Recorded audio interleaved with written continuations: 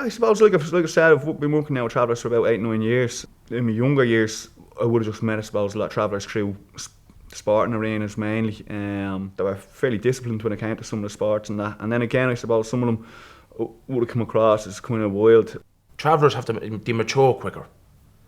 To me, that's my opinion. Like, you have to be an adult. You have to be an adult at 14. When I ask travellers what makes them travellers, they often will say the kind of stuff about, like, leaving school early, getting married early, starting work early. I think when you're going to work with young travellers, you just need to have an understanding of where they're coming from.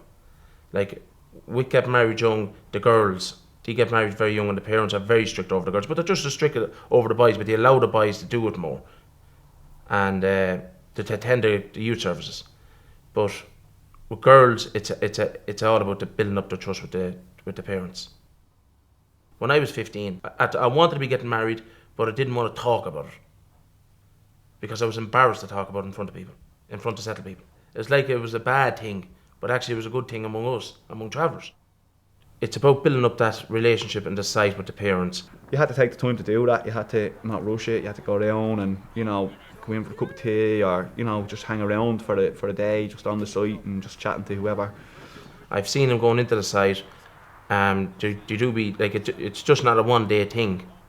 Been 8 years now going into Dunsink, Capfields and Avila Park and that. So the young people I met initially are all grown up now, so they all know you still though, and they're happy with you coming down, and they feed that back to the younger people on the site then. And it takes time, and I find that with certain youth workers that they do that and they have a great relationship even when they're not there.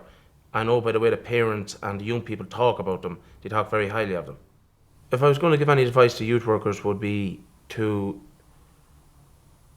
get a better understanding of travel culture and traditions. By, say, I know Pavy Point do every month, they do an information session that I think is very important, so give them a better understanding and so they can ask more questions around it. A lot of people kind of say, oh, can I ask them this or can I say that?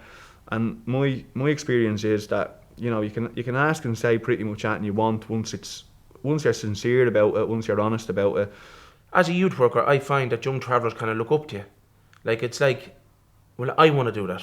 I want to have a job. I want to be a youth worker. And I actually think it's a good thing that I'm working with young travellers I know, because sometimes you can feel like maybe you're a role model then because they wouldn't have a job. Do you know what I mean? And that's probably something they want to do.